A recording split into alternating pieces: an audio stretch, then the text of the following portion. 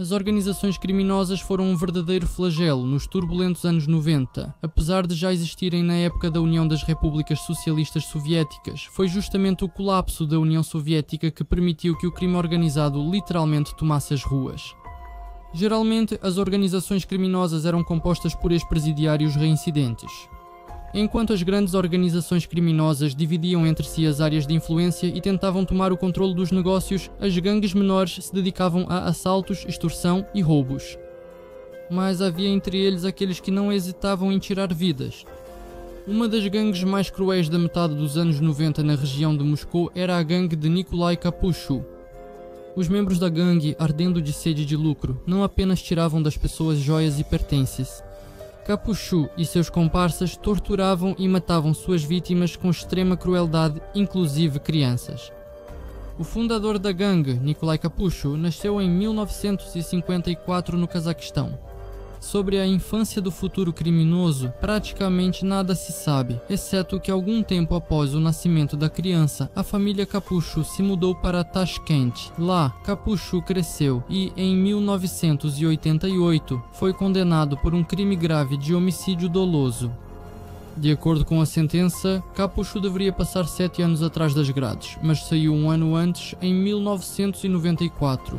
No entanto, o futuro bandido não sentiu muita alegria com essa libertação antecipada, assim como muitos outros criminosos. Na prisão, ele contraiu tuberculose pulmonar que progrediu rapidamente e em poucos anos deveria levá-lo à morte. De acordo com uma versão, Nikolaev, aos 40 anos, enveredou pelo crime justamente por saber que dificilmente sobreviveria até retornar à prisão. Segundo outra versão, ele virou bandido para conseguir dinheiro para o tratamento. De qualquer forma, naquele mesmo ano de 1994, Kapushu mudou-se para a região de Moscou, no distrito de Lyubertsy, onde conseguiu emprego como motorista em uma empresa local de transporte. A doença não impediu Kapushu de se casar e ter 2 filhos. Logo, a questão de como conseguir dinheiro passou a preocupá-lo por outro motivo.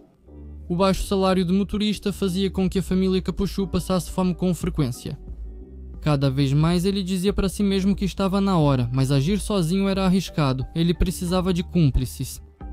Logo, Kapushu fez amizade com pessoas que estavam prontas para violar a lei. Junto com ele estavam Sergei Sirotko, que já havia cumprido pena por assalto, e seus bons conhecidos Valery Volkov e Vladimir Zubarev. Mais tarde, juntaram-se à gangue Vladimir Kuleshov, que já havia sido condenado várias vezes, e Sergei Tulikov, que estava envolvido em um caso de banditismo, mas estava foragido após ser liberado do centro de detenção preventiva por motivos de saúde. Um dos assistentes mais próximos de Kapushu tornou-se Vadim Zobov. Ele sofria de alcoolismo crônico. No futuro, esse homem assumirá a função de coveiro e será responsável por enterrar os corpos. É notável que Kapushu imediatamente estabeleceu uma regra rígida para seus comparsas: não levar uma vida desregrada, não beber em locais públicos e não ostentar dinheiro. Todas as festas e celebrações deveriam acontecer apenas nos apartamentos esconderijos. Assim, a gangue atraía menos atenção para si. Os criminosos conseguiram armas de fogo sem grandes dificuldades e começaram a agir. Iniciaram-se assaltos a residências e apartamentos. No começo não havia vítimas. 3 ou 4 homens adultos invadiam a casa, brandindo armas. E isso já bastava para que os donos ficassem apavorados e entregassem seus valores e dinheiro sem resistência. Para que as vítimas não atrapalhassem e não causassem problemas, os bandidos frequentemente as algemavam aos radiadores. Depois disso, Kapushu e seus comparsas saqueavam a casa, levando dinheiro, eletrônicos e objetos valiosos. Mas já no verão de 1995, os criminosos fizeram sua primeira vítima fatal. Os furtos em apartamentos não traziam uma renda significativa, e ainda assim ela precisava ser dividida entre toda a gangue. Kapushu sugeriu que era hora de mudar o foco para os comerciantes viajantes e donos de pequenos negócios locais. Logo apareceu a primeira vítima. Valery Volkov tinha uma amiga que era terrivelmente importunada pelo ex-marido dela, Valery Serebriakov. Serebriakov, como muitos nos anos 90, trabalhava como comerciante viajante, comprava roupas na Turquia e revendia em Moscou. Ele tinha dinheiro, mas querendo irritar o ex-marido, a amiga contou a Volkov como Valera vivia muito bem e que recentemente ele tinha voltado da Turquia com mercadorias. Certamente haveria algo valioso na residência. Capuchu e seus comparsas seguiram a dica sem hesitar. Esperaram por Serebriakov quando ele voltava para casa. Empurraram o homem, que não teve tempo de reagir, para dentro do apartamento, imobilizaram seus braços e o algemaram ao radiador.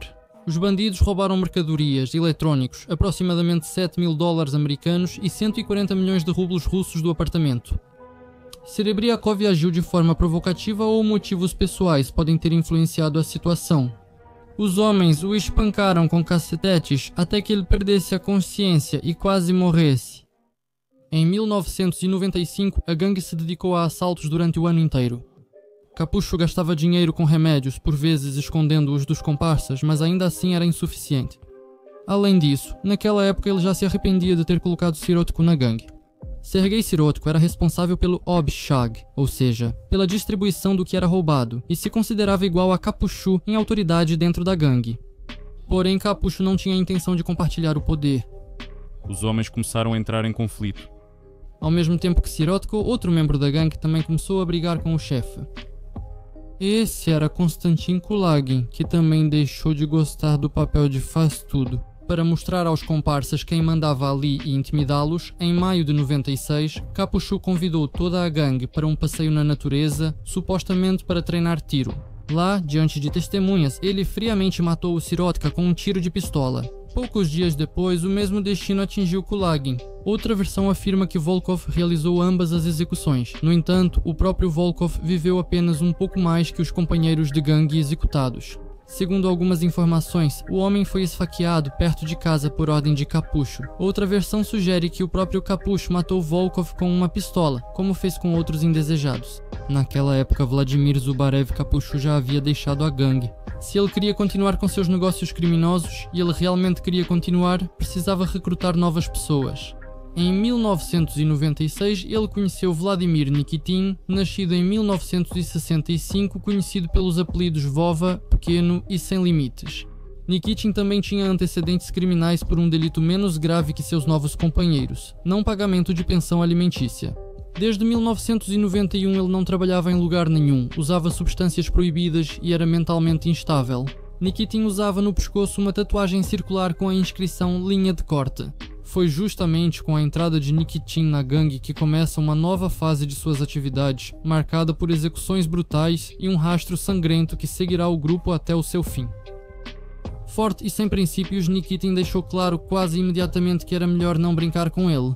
Serão as mãos dele que mais tirarão a vida das vítimas dos assaltos, muitas após torturas brutais. Logo após Nikitin, outro Vladimir Gulevsky também se juntou à gangue. O homem foi condenado por homicídio doloso em 1984 e cumpriu 13 anos na colônia penal. Gulevsky rapidamente se integrou ao trabalho e trouxe para a gangue Capucha seu camarada, vizinho de cela na colônia, Sergei Roslyakov. Roslyakov já havia sido condenado várias vezes por banditismo e recentemente retornou de onde cumpriu pena por um crime grave.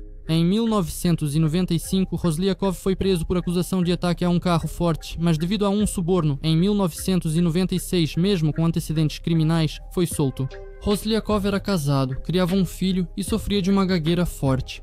Também se juntaram à gangue Vladimir Milovanov, Evgeny Shishlov e Valery Tirligin. No meio do outono de 96, Capuchu e seus comparsas decidiram roubar o apartamento do diretor de uma fábrica clandestina de engarrafamento de vodka, Gennady Vinnikov. Vinnikov era ex-patrão de Nikitin, e este contou à gangue que todos os dias a fábrica lucrava até $1.000. Eles foram confiantes ao trabalho, seguindo o esquema já testado. Porém, o dono do apartamento estava ausente. Quem abriu a porta para os criminosos foi a esposa de Vinnikov, e atrás dela estava um homem, seu irmão Andrei.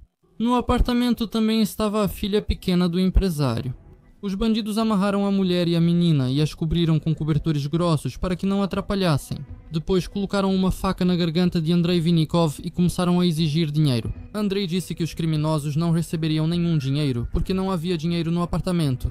Para de enrolar, fala onde está o dinheiro, senão eu corto sua orelha. Capuchu se inclinou sobre o homem. Andrei balançou a cabeça teimosamente, então Capuchu agarrou sua orelha e cortou com a faca. O homem gritou de dor. Os bandidos jogaram a orelha cortada no chão e, frustrados, deixaram o apartamento. Vinnikov correu para desamarrar a esposa e a filha do irmão e descobriu que elas quase sufocaram debaixo dos cobertores grossos. O pesadelo da família Vinnikov não terminou aí. Mas enquanto eles tiveram uma trégua em 1997, Kapuchu e Zobov trabalharam juntos por um tempo e Kapuchu achou que seria uma boa ideia roubar, pelo anúncio. Os criminosos compravam o jornal de mão em mão, procuravam anúncios de venda de carro e iam ao encontro do proprietário. Normalmente, quem fazia o papel de futuro comprador era Zobov. Ele sugeria ao dono do carro que se encontrasse em algum lugar movimentado para não levantar suspeitas. Depois, Kapuchu se juntava a eles. Zobov sugeria dar uma volta no carro para ver como ele se comportava em movimento. Após irem para um local relativamente deserto, os criminosos sacavam suas armas. Saindo do carro, Kapuchu rosnava rapidamente. O dono, assustado, obedecia. Zobov era o motorista e o carro arrancava do lugar. Assim, a gangue conseguiu tomar posse de 4 carros Volga e de um Jiguli. Os carros eram desmontados e vendidos em peças. A polícia rapidamente identificou um padrão comum nesses casos e até lançou um plano de interceptação. Mas Kapucha e seu comparsa tiveram sorte naquela época. Não foram pegos. Naquela época, porém, Kapucha já não se alegrava mais com a sorte em seus crimes. Seu tempo estava se esgotando rapidamente e os remédios já não faziam mais efeito. Enfraquecido, tossindo constantemente, sofrendo de falta de ar e dores no peito, Kapucha, no verão de 97, entendeu claramente que estava condenado, e sendo assim, ele não tinha mais nada a perder. Em julho de 97, Roslyakov contou aos colegas que a amiga de sua esposa, uma certa Tamara Potapova, que trabalhava no mercado Luzhniki, emprestava dinheiro para as pessoas. Ela lucrava muito com isso. Na semana seguinte vão trazer $5.000 para ela, declarou Roslyakov. Podemos fazer uma visita. Kapucho aprovou os planos. Em 27 de julho de 1997, uma gangue bateu à porta do apartamento de Potapova. Ela abriu, mas foi empurrada contra a parede por Kapucho, Roslyakov e Gulevsky, que invadiram o local. Homens armados com pistolas ameaçaram a dona da casa e vasculharam o local em busca de dinheiro. 5.000 em dinheiro, onde estão? Kapucho encostou a pistola na cabeça da mulher e exigiu uma resposta. Potapova jurou que não tinha recebido nenhum dinheiro, nem hoje, nem nos últimos dias. Os bandidos, cada vez mais brutais, reviravam os armários várias vezes, esvaziando as gavetas no chão. Roslyakov, sentindo o olhar descontente de Kapucho sobre si, se esforçava mais do que todos. Quando realmente não encontraram dinheiro, decidiram unanimemente eliminar Potapov. A mulher, que implorava por misericórdia, foi cruelmente estrangulada com um cordão trançado. Da casa, roubaram uma televisão japonesa e colheres douradas. E onde está o dinheiro prometido? Reclamou Kapucho quando os bandidos saíram da casa. Só perdemos tempo. Roslyakov começou a gaguejar ainda mais do que antes e jurou que isso não se repetiria. Em agosto de 1997, Vova Bespredelshchik novamente levou a gangue até os empresários. Para começar, os bandidos pegaram e espancaram brutalmente seu amigo, o operário Alexander Chekmaryov, da fábrica clandestina de produção de vodka e aperitivo Klyukovka.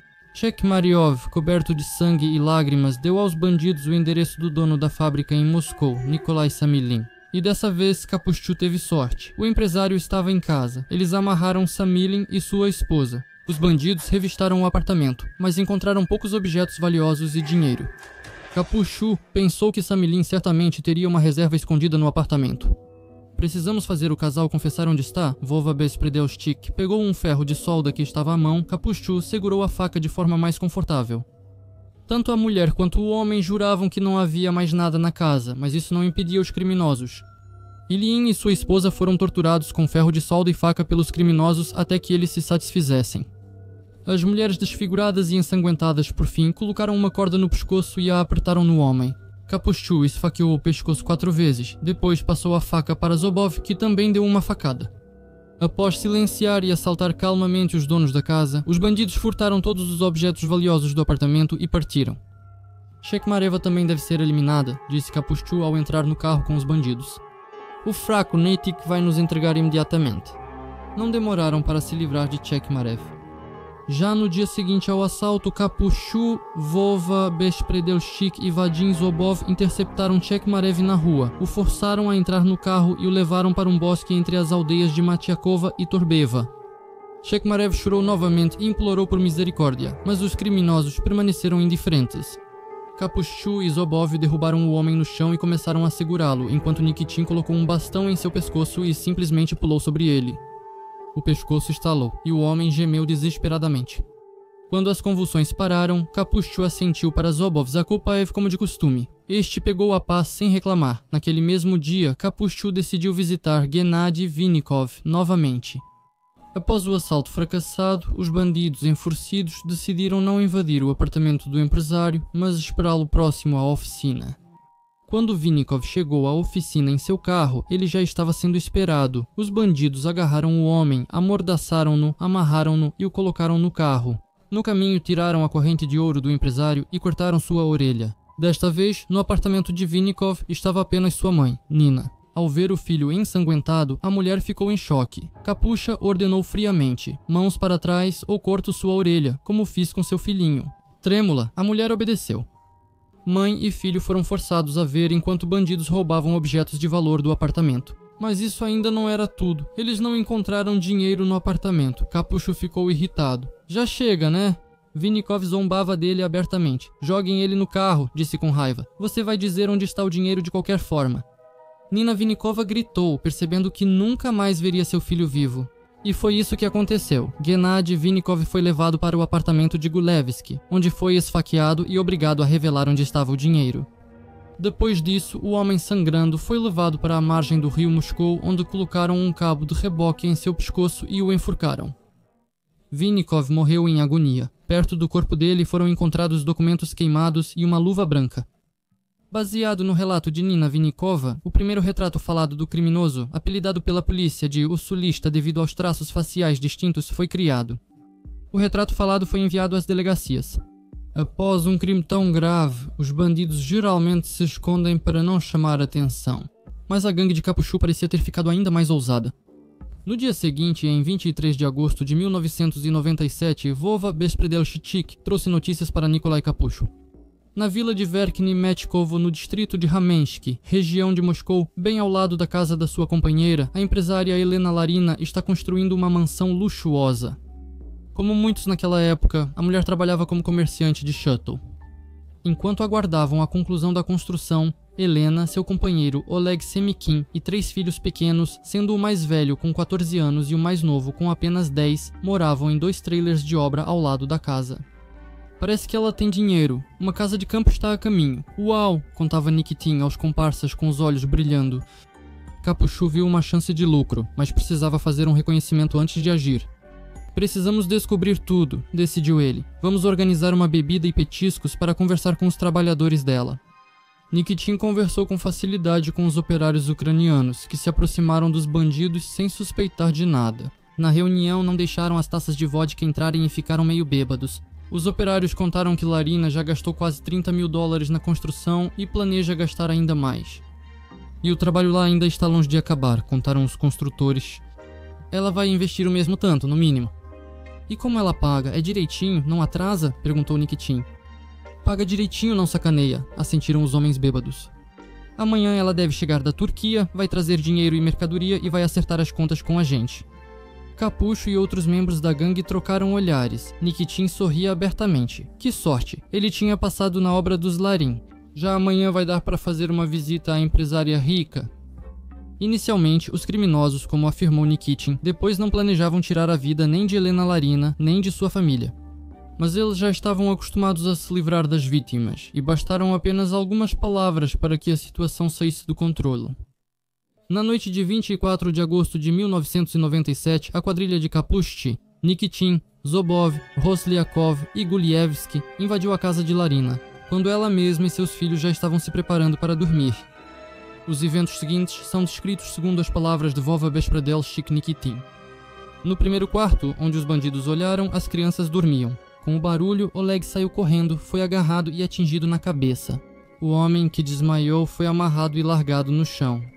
Nikitin e Roslyakov olharam para o outro cômodo, onde estavam Helena, Larina e sua filha. Me dá o dinheiro, exigiu Nikitin, apontando a arma para a mulher. Mas Larina balançou a cabeça e abraçou a filha. Não temos dinheiro, peguem essas joias. A mulher tirou de si brincos de ouro e um colar. Nikitin pegou as joias, mas não guardou a arma. Me dá o dinheiro, ou vai ser pior, não temos como pagar. A menina nos braços da mãe olhava com horror para o homem desconhecido com uma arma na mão. Mamãe, dá o dinheiro, sussurrou ela. Mas Larina sinalizou para Dodges ficar quieto. Nikitin ficou irritado. Ele viu na casa de Helena a mercadoria que estava sendo carregada no carro pelos comparsas e sabia com certeza que a mulher tinha vindo da Turquia com o dinheiro. Por que ela está sendo teimosa? Um barulho de motor foi ouvido do lado de fora. Zobov já estava saindo do local do crime com a mercadoria. Capuchu entrou na sala. Qual é o problema? Por que está enrolando? Fala, onde está o dinheiro e as chaves do apartamento em Moscou? Mas Larina continuou insistindo que não tinha mais dinheiro. Então, o fora da lei Nikitin decidiu que já era o suficiente. Sem mais conversa, o criminoso amarrou as mãos dos filhos de Larina e levou a menina e o menino para outro cômodo. Lá, ele amarrou as pernas das crianças e as colocou na cama. Depois, amordaçou o menino e voltou para Larina, que estava amarrada, e para a menina que havia ficado. Nikitin colou a boca da mulher com fita adesiva, depois apontou uma arma para a cabeça da criança e olhou nos olhos de Larina. Você mesma pediu por isso? E puxou o gatilho. A cabeça da criança estremeceu. Respingos de sangue voaram para todos os lados. Larina gritou horrivelmente através da fita adesiva, mas Nikitin apenas sorriu com frieza. Agora ele estava imparável. Com a arma em punho, ele foi até o quarto onde havia deixado os outros 2 filhos de Larina. O menino jazia imóvel na cama. A perícia vai determinar mais tarde que naquele momento ele já havia sufocado por causa da mordaça que o criminoso enfiou muito fundo em sua boca. Nikitin atirou na menina quase a queima-roupa. No menino, sem saber que ele já estava morto, também atirou. Quando Nikitin voltou para o quarto, Larina, em profundo choque, entregou a ele as chaves do apartamento. Mas não havia mais razão para deixar a mulher viva. Ela teve o mesmo destino que as crianças. Depois disso, os bandidos incendiaram a casa e foram embora. O companheiro civil de Larina, Oleg, nunca recobrou a consciência após o golpe na cabeça e morreu queimado vivo. Na manhã de 24 de agosto, os criminosos foram ao apartamento de Helena Larina em Moscou. Os vizinhos e Capucho não foram vistos. Seus comparsas começaram a carregar calmamente os pertences da falecida no sete vermelho. Isso chamou a atenção de um funcionário do departamento de polícia que estava indo trabalhar. Ele achou suspeito que alguns homens estivessem colocando grandes sacolas e uma televisão no carro.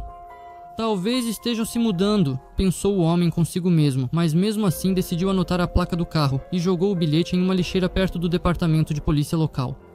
Ainda no mesmo dia, durante a investigação da morte de Helena Larina e sua família, quando os investigadores visitaram o apartamento assaltado em Moscou e passaram pelo departamento de polícia local, a placa do carro suspeito apareceu.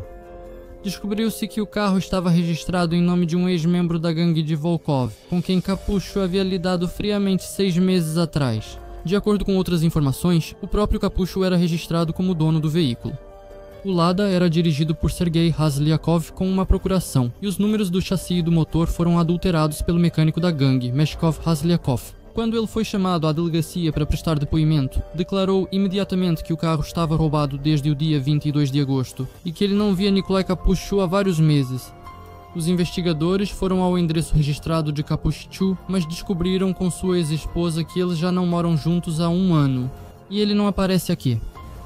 Razliakov foi liberado, mas ele entendia que agora seria constantemente vigiado. Um fio começou a levar até Nikolai Capucho. Eles deveriam ter sido mais cuidadosos. Alguns dias após o massacre da família Larin, Capucho e seu assistente mais próximo Zobov decidiram visitar a casa incendiada. O objetivo deles lá não está claro, mas perto da casa os bandidos se depararam com os policiais de plantão. Capucho e Zobov se surpreenderam no começo, mas logo começaram a correr. Os policiais atiraram enquanto os criminosos fugiam, mas eles escaparam nadando pelo rio Moscou, abandonando o carro.